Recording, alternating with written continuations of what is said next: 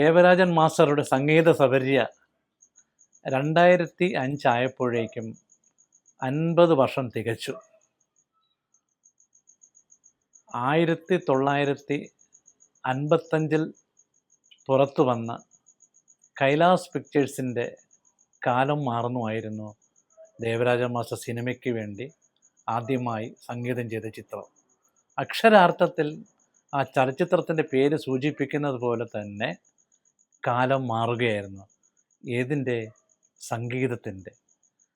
സംഗീത ലോകത്ത് സിനിമാ സംഗീതത്തിൻ്റെ തലവര മാറ്റി എഴുതിയ ഒരു ചിത്രത്തിൻ്റെ അല്ലെങ്കിൽ സംഗീത രീതികളുടെ ഒരു തുടക്കമായിരുന്നു കാലം മാറുന്നു. ആ മലർ പൊയ്കയിൽ ആടിക്കളിക്കുന്നു രോമന താമരപ്പൂവേ എന്ന് തുടങ്ങുന്ന ഗാനം ഇന്നും മലയാളികൾ മറക്കാനിടയില്ല. അപ്പോൾ 1955 തുടങ്ങി 2005 വരെയുള്ള ആ 50 വർഷം തികച്ചപ്പോൾ മാസ്റ്റർ ഒന്ന് പുറകോട്ട് ചിന്തിച്ചു. തൻ്റെ സംഗീത സബര്യ ഏകദേശം കാലം മാറുന്നു തുടങ്ങി ഭൂമിക്കൊരു ചരമഗീതം എന്ന ഡോക്യു ഫിക്ഷൻ്റെ ഒ.എൻ. വി. സാറിൻ്റെ കവിത വരെയുള്ള ആ റെക്കോർഡിങ്ങും ഓരോ കാലഘട്ടങ്ങളും മാസ്റ്റർ ഒരു തിരശ്ശീലയിൽ എന്നോണം കണ്ടുകൊണ്ടിരുന്നു. മാസ്റ്റർ ഒന്ന് ആലോചിച്ചു, തൻ്റെ ഈ സംഗീത ജീവിതത്തിൽ ആരൊക്കെയാണ് സഹകരിച്ചത്, ആരൊക്കെയാണ് തന്നെ സഹായിച്ചത്, ആരുടെയൊക്കെ സംഭാവനകൾ കൊണ്ടാണ് താനെന്ന സംഗീത സംവിധായകൻ എന്ന് ജനങ്ങൾ ഓർത്തിരിക്കുന്നത്. അപ്പോൾ അവരൊക്കെ തൻ്റെ വിജയത്തിന് അല്ലെങ്കിൽ തൻ്റെ പ്രശസ്തിക്ക് കാരണമായിരുന്നവരല്ലേ? അങ്ങനെ ആ ചിന്തയിൽ നിന്ന് അദ്ദേഹം ഒന്ന് ആലോചിച്ചു, തനിക്ക് ഈ പേരും പ്രശസ്തിയുമൊക്കെ നേടിത്തന്ന ഇവർക്ക്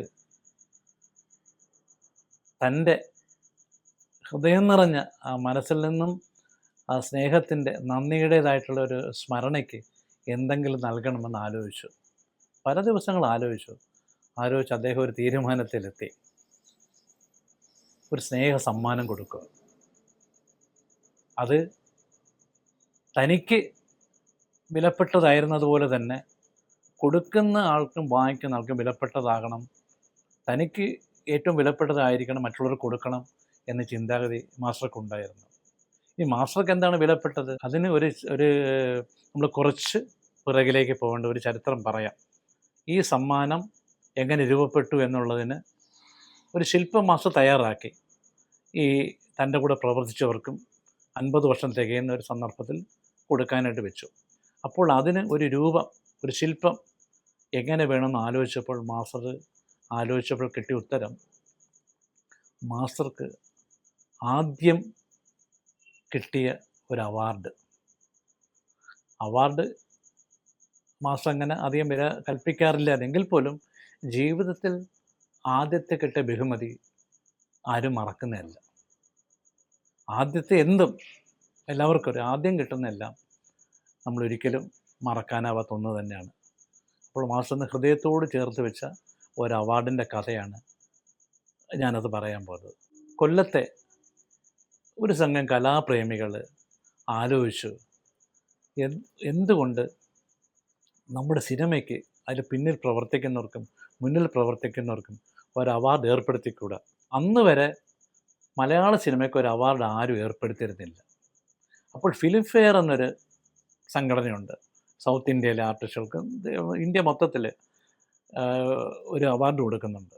ഗാലപ്പോളിലൂടെ തിരഞ്ഞെടുത്ത് നടികടന്മാർക്ക് കൊടുക്കും.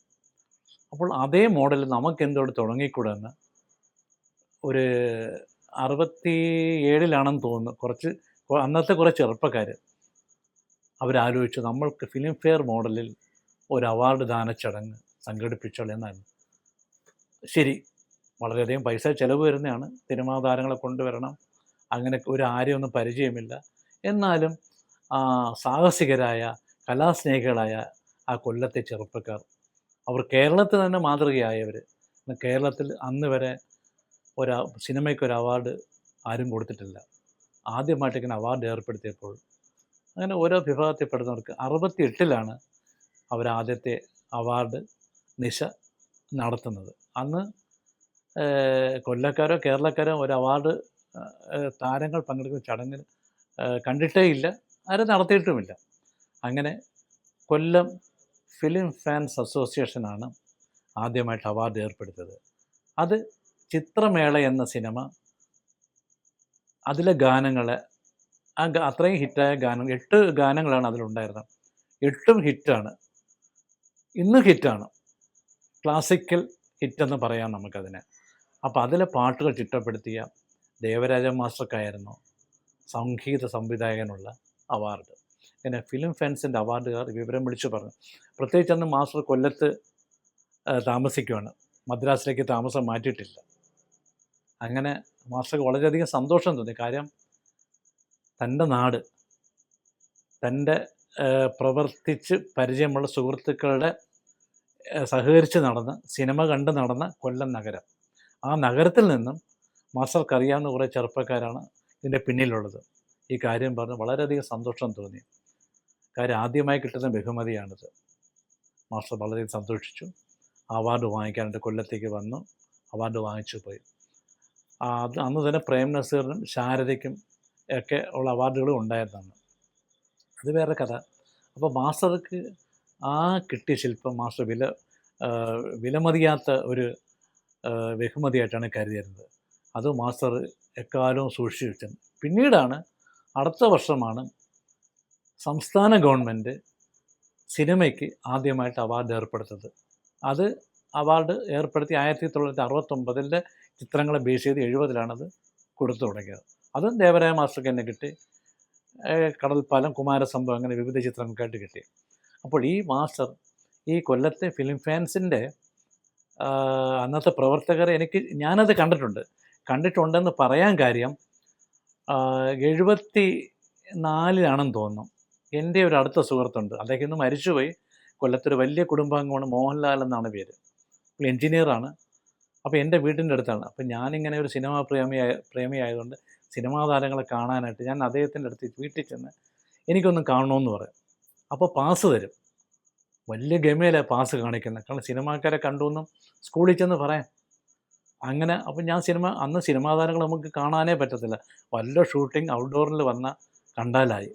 അങ്ങനെ ഈ താരങ്ങളെന്ന് പറഞ്ഞാൽ യഥാർത്ഥത്തിൽ സിനിമാ താരങ്ങളായിരുന്നു. നമുക്ക് മണ്ണിലിറങ്ങാത്തവരാണല്ലോ, മണ്ണിൽ ആകാശത്ത് തിളങ്ങിക്കൊണ്ടിരിക്കുന്ന നക്ഷത്രങ്ങളായിരുന്നു അന്ന് സിനിമാ താരങ്ങൾ. സത്യനും ഷീലയും മധുവും ഒക്കെ പ്രേം നസീറും ഒക്കെ നമുക്കൊന്നും ഒരിക്കലും തിയേറ്ററിലല്ലാതെ നമ്മൾ കണ്ടിട്ടില്ല. അപ്പോൾ അവരെയൊക്കെ നേരിൽ കാണാൻ പറ്റിയ സന്ദർഭം എന്ന് വെച്ചാൽ മണ്ണിലിറങ്ങിയ താരങ്ങളെ എന്നാണ് ഞാൻ വിശേഷിപ്പിക്കുന്നത്. അവരെ നേരിട്ട് കാണുക, സ്ക്രീനിൽ കണ്ട താരങ്ങളെ തൊട്ടടുത്തും തൊട്ട് നോക്കുക. പിന്നെ എനിക്ക് അടുത്തറിയാവുന്ന ഒരാൾ, നമ്മുടെ തങ്ങൾ കുഞ്ഞു മുസ്ലിയാരുടെ, ആ കുടുംബത്തിലെ തങ്ങൾ കുഞ്ഞു മുസ്ലിയാരുടെ മകനായ ജലാലുദ്ദീൻ മുസ്ലിയാർ. അദ്ദേഹത്തിന് എനിക്ക് ഓർമ്മ, അദ്ദേഹം ഇപ്പോഴും ജീവിച്ചിരിപ്പുണ്ട്. ബാക്കിയുള്ള 2-3 പേരുകൾ ഞാൻ മറന്നുപോയി. ഞാനന്ന് ചെറുപ്പമായിരുന്നു, ഓർത്തിരിക്കാൻ വഴിയില്ല. അപ്പോൾ ഞാൻ ഓർത്തിരിക്കാൻ കാര്യം, ആ സമയത്ത് എൻ്റെ വീടിൻ്റെ അടുത്തൊരു കാറിൻ്റെ ഒരു പരസ്യം കണ്ടു. കാറിലിങ്ങനെ ഈ ഫിലിം ഫാൻസിൻ്റെ അവാർഡിനെ പറ്റിയുള്ള പരസ്യം.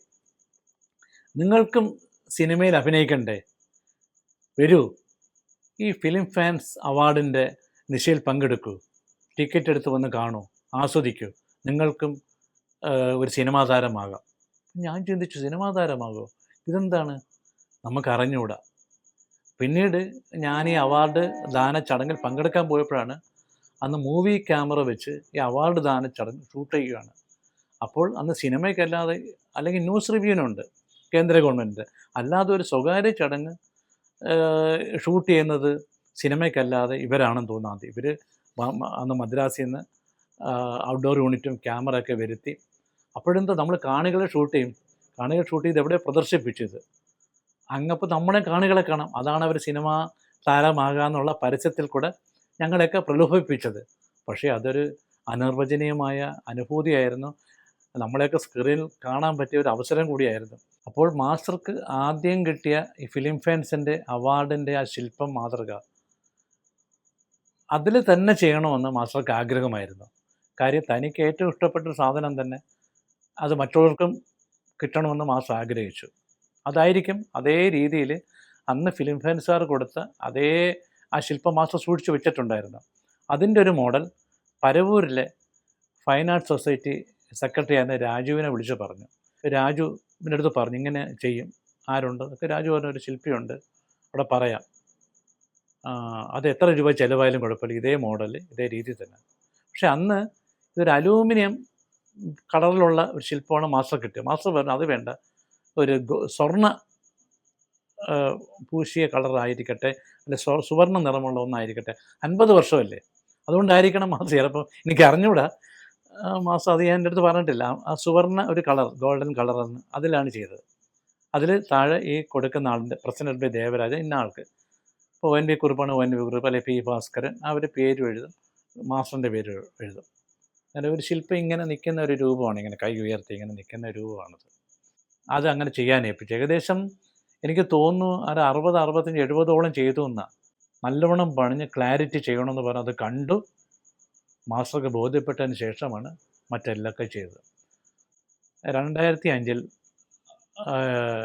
ആ പ്രാദേശിക MLA ആയിരുന്ന ശ്രീ പ്രതാപ് വർമ്മ തമ്പൻ, അദ്ദേഹം ഇന്നില്ല, മരിച്ചിട്ട് 3 വർഷം കഴിഞ്ഞു. അദ്ദേഹം മാസ്റ്റർക്ക് ഒരു സ്വീകരണം, ഫൈൻ ആർട്സ് സൊസൈറ്റിയാണ് ആദ്യം സ്വീകരണം കൊടുക്കുന്നത്. അത് 2003 താൻ MLA ആയിരിക്കുമ്പോൾ തന്നെ നടത്തണമെന്ന് തമ്പാന് വലിയ ആഗ്രഹമായിരുന്നു. അങ്ങനെ മാസ്റ്ററെ കണ്ട് സമ്മതിച്ചു എല്ലാ കാര്യങ്ങളും. അന്ന് അദ്ദേഹം MLA ആണ്. അപ്പോൾ DTPC, ഡിസ്ട്രിക്റ്റ് ടൂറിസം പ്രൊമോഷൻ കൗൺസിലുമായിട്ട് ചേർന്നിട്ടാണ് നടത്തുന്നത്.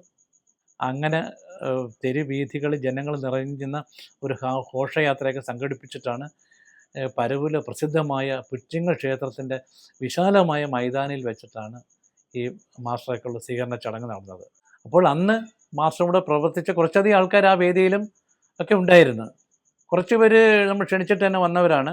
അപ്പോൾ അവർക്കെല്ലാം ഈ മെമൻറ്റോ കൊടുത്തു, സന്തോഷത്തോടെ സ്വീകരിച്ചു. മാസ്റ്റർ അതിനെപ്പറ്റി വളരെ നല്ലവണ്ണം സംസാരിച്ചു. അങ്ങനെ മാസ്റ്റർ നേരിട്ടാണ് കൊടുത്തത്. പിന്നെ മാസ്റ്റർ ദൂരെ ഒക്കെ ഉള്ള ആൾക്കാർ ആരെയും മാസ്റ്റർ ബുദ്ധിമുട്ടിക്കുന്ന മാസ്റ്റർക്ക് ഇഷ്ടമല്ല. മാസ്റ്റർ പറഞ്ഞ്, നീ എന്നോട് വിളിച്ചു പറഞ്ഞ് നീ ഇതെല്ലാവർക്കും കൊണ്ട് കൊടുക്കണം. ശരിയെന്ന് പറഞ്ഞുകൊണ്ട് മാസ്റ്റർ അങ്ങനെ പോയി. ഓരോരുത്തർക്കും എനിക്ക് ആ അഡ്രസ്സൊക്കെ അറിയാമായിരുന്നത് കൊണ്ട് ഞാനിത് ഓരോരുത്തർക്കും ഏൽപ്പിച്ചു. അതിൽ എനിക്ക് MD രാജേന്ദ്രൻ തൃശ്ശൂർ, യൂസഫലി കേച്ചേരി, അവരൊന്നും അന്ന് വരാൻ പറ്റിയില്ല. യൂസഫലി കേച്ചേരിയുടെ വീട്ടിൽ കൊണ്ട് കൊടുത്തു. വളരെയധികം സന്തോഷത്തോടു കൂടിയാണ് അദ്ദേഹം ഓർത്തത്. അതുപോലെ MD രാജേന്ദ്രൻ. അപ്പോൾ അവരൊക്കെ പറയും, മാസ്റ്റർ ഞങ്ങൾക്ക് വേണ്ടി ഇത്രയും ഓർത്ത് കൊണ്ടുവന്നല്ലോ എന്ന് വികാരാധീനനായി അവർ പറഞ്ഞ ആ വാചകങ്ങൾ ഇന്നും എനിക്ക് ഓർമ്മയുണ്ട്.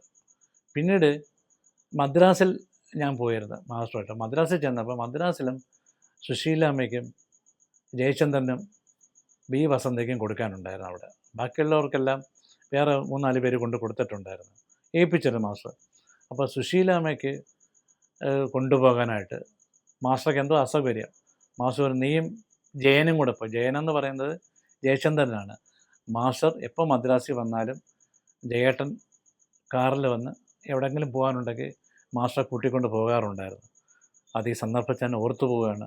അദ്ദേഹം നമ്മുടെ കൂടെ ഇല്ല എങ്കിൽ പോലും മാസ്റ്റർ എപ്പോൾ വന്നാലും വന്ന് തിരക്കുകയും, മാസ്റ്റർ അങ്ങനെ യാത്ര കുറവാണെങ്കിൽ പോലും ആ കാറിലിരുത്തി എവിടെ വേണമെങ്കിലും കൊണ്ടുപോകും. മാസ്റ്ററിനിടെ എനിക്ക് വയ്യ, വരാൻ പറ്റുന്നില്ല, പ്രത്യേകിച്ച് കാറിൽ കയറാനുള്ള അസൗകര്യമുണ്ട്, നീയും അതും കൂടെ കൊണ്ടു കൊടുക്കാൻ പറഞ്ഞു. അങ്ങനെ ഞാനും ജയേട്ടനും കൂടെ സുശീലാമ്മയുടെ വീട്ടിൽ പോയി. സുശീലാമ്മയ്ക്ക് ഇത് കിട്ടിയപ്പോഴുള്ള സന്തോഷം, അവരാ പഴയ കാലങ്ങളിലേക്കൊക്കെ പോയി. അവർ ജയേട്ടനും സുശീലാമ്മയും കൂടി ഇരുന്ന് മാസ്റ്ററിൻ്റെ പാട്ടുകൾ പാടുന്നത് ഞാനത് കേട്ട് ആസ്വദിച്ച് ഞാൻ ഏതോ സ്വർഗ്ഗലോകത്തിലെത്തിയ പോലായി. എൻ്റെ 2 ഇഷ്ട ഗായകരുടെ മുമ്പിൽ ഞാനങ്ങനെ കേട്ടുകൊണ്ടിരിക്കുകയാണ്. അങ്ങനെ ഞാൻ ജയേട്ടനെ കൊടുത്തു, ജയേട്ടൻ സുശീലാമ്മയുടെ കൊടുത്തു. അവർ 2 കണ്ണിലും ആ ശില്പം വെച്ച് നിന്ന ആ രംഗം ഞാൻ ഇന്നത്തെ പോലെ ആലോചിക്കുന്നുണ്ട്. പിന്നീട് മാസ്റ്ററിൻ്റെ വീടിൻ്റെ തൊട്ടടുത്ത് തന്നെയാണ് SP ബാലസുബ്രഹ്മണ്യം. അദ്ദേഹത്തിൻ്റെ വീട്ടിൽ ഒരു ദിവസം ഒരു 10 മണിക്കാണ് ഞാൻ ചെല്ലുന്നത്. ചെന്നപ്പോൾ അദ്ദേഹം ഉണ്ടായിരുന്നു, ഇരിക്കാൻ പറഞ്ഞു. അപ്പോൾ ഞാൻ പേപ്പറിൽ പൊതിഞ്ഞ് ആ പേപ്പറൊക്കെ എടുത്തിട്ട്, ദേവരായ മാസ്റ്റർ തന്നയച്ച ശില്പമാണ്. ഞാൻ കാര്യങ്ങളൊക്കെ അറിഞ്ഞു. ഞാൻ മാസ്റ്ററുടെ വീട്ടിൽ വന്ന് വാങ്ങിച്ചേനല്ലോ. ഇല്ല, അത് കുഴപ്പമില്ല, തിരക്കുള്ള ആൾ, താങ്കൾ തിരക്കുള്ള ആളല്ലേ, മാസ്റ്റർ കൊണ്ട് കൊടുക്കാൻ പറഞ്ഞു. വലിയ സന്തോഷം എന്നാണ്. അദ്ദേഹവും ആ ശില്പം വെച്ച് കണ്ണിൽ നമസ്കരിക്കുന്ന കാഴ്ച, ഞാൻ ഒരു ദിവസം മാസ്റ്ററെ കാണാൻ വരുന്നുണ്ട് എന്ന് അദ്ദേഹം പറഞ്ഞു. എന്ന് പറഞ്ഞ് എന്നെ ഒരു ഗായകനാക്കിയത് മാസ്റ്ററാണ്. ഞാൻ ഒരിക്കലും മറക്കത്തില്ല. എനിക്കൊരിക്കലും മറക്കാൻ പറ്റാത്ത വ്യക്തികളിൽ ഒരാളാണ് ദേവരാജ മാസ്റ്റർ. സന്തോഷപൂർവ്വം ഞാനിത് എന്നും സൂക്ഷിക്കും, അഭിമാനത്തോടെ സൂക്ഷിക്കുമെന്ന് എസ് പി ബാലസുബ്രഹ്മണ്യം പറഞ്ഞതും ഞാൻ ഇന്ന് ഓർക്കുകയാണ്. തൻ്റെ കൂടെ പ്രവർത്തിച്ചവരെയും തൻ്റെ കൂടെ നിന്നവരെയൊക്കെ ഓർക്കുകയും അവർക്കിങ്ങനെ സമ്മാനങ്ങൾ കൊടുക്കാൻ ആഗ്രഹിക്കുകയും ചെയ്തൊരു വ്യക്തിയാണ് അദ്ദേഹം. അങ്ങനെ എല്ലാവരെയും എപ്പോഴും ഓർക്കുന്നതും സ്നേഹം നിറഞ്ഞ അദ്ദേഹം വിചാരിച്ചു കാണും തൻ്റെ ജീവിതയാത്രയിൽ ഇങ്ങനെ എന്തെങ്കിലും ചെയ്തിരിക്കണം തൻ്റെ കൂടെ പ്രവർത്തിച്ചവർക്ക്. അത് പക്ഷേ അത് കഴിഞ്ഞിട്ട് ഏകദേശം ഒരു 6 മാസം കഴിഞ്ഞ് അദ്ദേഹം ഈ ലോകം വെടിഞ്ഞു പോയി. അപ്പോഴാണ് എല്ലാവരും പറഞ്ഞത്, മാസ്റ്റർ മരണം മുൻകൂട്ടി കണ്ടോ, ഞങ്ങൾക്ക് എല്ലാവർക്കും ഒരു സമ്മാനം തരാൻ. ആ വലിയ മനുഷ്യൻ്റെ കയ്യിൽ ആ ശില്പം മേടിച്ചവരൊക്കെ മരണത്തിന് ശേഷം അതാണ് പറയുന്നത്, ഞങ്ങൾക്ക് മാസ്റ്റർ അവസാനം ഞങ്ങളെ അനുഗ്രഹിച്ചിട്ട് പോയി, ഞങ്ങൾക്കൊരു സമ്മാനം തന്നിട്ട് പോയി എന്നുള്ളത്.